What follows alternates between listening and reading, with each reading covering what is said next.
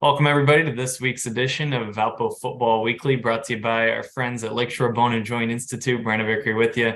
Glad to be joined by the head coach of the Valpo football program, Landon Fox, as we look back at a victorious weekend in upstate New York. And going into this game, you're coming off back-to-back losses, tough game against the PFL frontrunner St. Thomas the week before. Maybe how did the team respond in practice? How did you make sure the team was mentally ready to go going into what turned out to be a 21-point win on Saturday?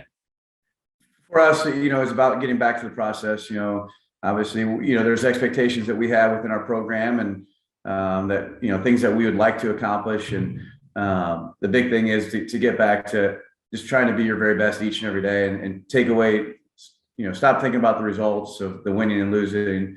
The scoreboard will take care of itself in terms of in your preparation. And so that was what we really wanted to concentrate on, is to have a great week of preparation, which I thought we did. The guys did an outstanding job. I told them that after the game, that I was very proud and happy of them in terms of, their approach during the week, especially coming off two tough losses. And you could tell they were into it, and we're going to put themselves in position to be ready to play.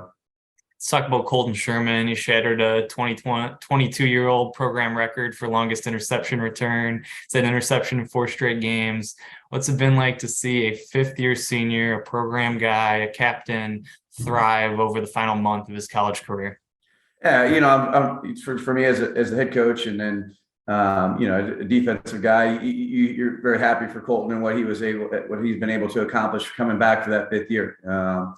Sure, that's in some individual highlights, but individual players in the right spots, playing within the scheme, that's what does make your team successful. And so he's been able to make some plays and be in the right spots, and he's playing really good football for us in terms of just doing what we're asking him to do. And you heard me say this before, but the play doesn't care who makes it, and he's just been in position to make those plays. And when it's come to him, he's made the play. And it was exciting to see the 95-yard return. Just made a really nice play as a free safety on the ball, and then had a really nice block by Anthony Sharoni to kind of spring him loose and go for the touchdown. On the flip side of a fifth-year player, you have a player in his first year in the program that was the PFL Offensive Player of the Week, and Aaron Dawson, 199 rushing yards this week. And we've talked many times about what stands out about his play, but I wanted to ask you about bring him into the program. How are you able to identify a transfer that would be such a good fit on and off the field? Well, the one thing, Brandon, that we knew he was a good player because we saw him on tape. If you remember in 2019, we played Central Connecticut State where he came from. And that's when he had the, when he broke the all-time rushing record for a half against Wagner. So we saw that on film.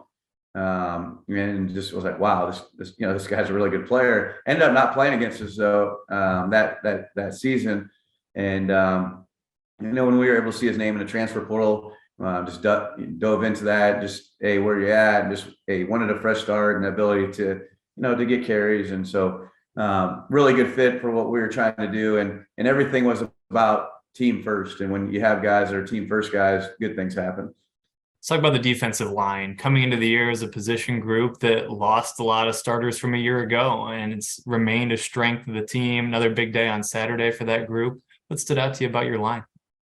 The one thing that I appreciate in terms of that defensive line group is they're tough guys, and to me that's what you have to be when you're playing up front. And so those guys bring a level of toughness to our team, and I think that's the expectation in that room and within that position group.